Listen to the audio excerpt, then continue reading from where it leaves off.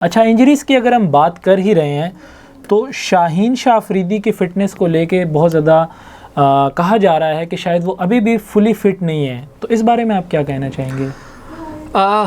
जहाँ तक शाहीन शाह अफरीदी के पिछले मैच की परफॉर्मेंस की बात है तो वो ऑफ कलर ज़रूर नज़र आए हैं। लाइक 130 128 ये उनकी पेस थी। पेस का भी इशू आया उनका, और दूसरा एक बॉलर जब भागता है ना तो उसकी रनअप के अंदर आपको एक रिदम नज़र आता है कि वो बॉलिंग करवा रहा है, तो वो नज़र नहीं आया। अब ये क्रिकेट बोर्ड जो है ये इसको जो है ना इस मामले को क्लियर कर सकता है कि अगर वो फुली फिट नहीं है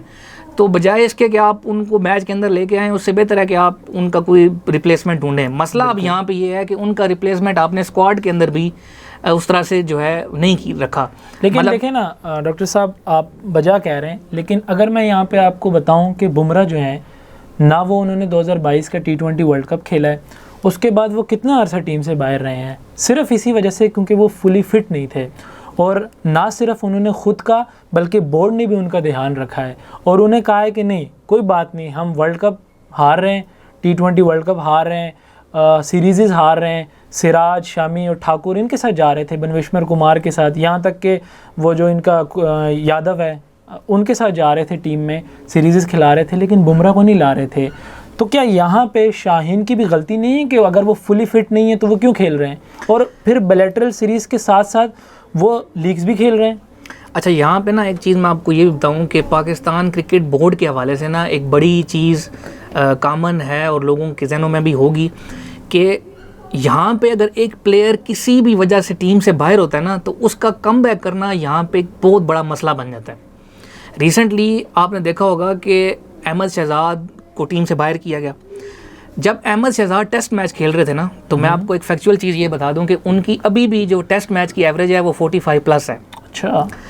अहमद शहजाद ने क्रिकेट बोर्ड से कहा कि मेरी जो वालिदा हैं, मदर हैं, उनका ऑपरेशन है, तो मैं उसके लिए आपसे लीव का दरख्वास्त गुजारूँ। ठीक है, उसको लीव देगी, ठीक है, उसकी T20 की परफॉर्मेंस नहीं थी, उसकी वनडे की परफॉर्मेंस नहीं थी, लेकिन टेस्ट क्रिकेट से उसको सिर्फ एक लीव देगी कि आप एक फैमिली इशू को जाकर रिजॉल्व करें और वापस रिपोर्ट करें। उस दिन से लेके आज तक वो बंदा टेस्ट क्रिकेट में अपना कमबैक नहीं कर सका। ये बात अपनी जगह दुरुस्त है कि उससे ज़्यादा अच्छे खिलाड़ी जो है वो हमारे पास हैं, लेकिन PCB के साथ एक मसला ये है कि जो बंदा भी एक दफ़ा टीम सर्किट से बाहर होता है उसका कमबैक करना बड़ा मुश्किल हो जाता है। लेकिन शाहीन जैसे तो प्लेयर्स के जहन के अंदर भी यही होता है कि अगर फॉर एग्जांपल इस बड़े स्टेज के ऊपर मैं अगर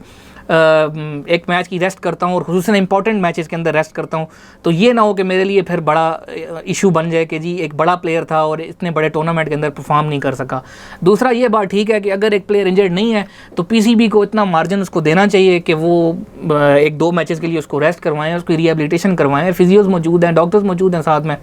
और फुल जो फिट प्लेयर है उसके साथ आएँ। लेकिन मसला यहाँ पे यही है, अगर आपके कोच के पास अगर शाहीन शाह अफरीदी को रिप्लेस करना है और आपके पास एक ही ऑप्शन है वसीम जूनियर का, तो मेरा नहीं ख्याल कि उसके लिए बड़ा आसान होगा वसीम जूनियर को रिप्लेस।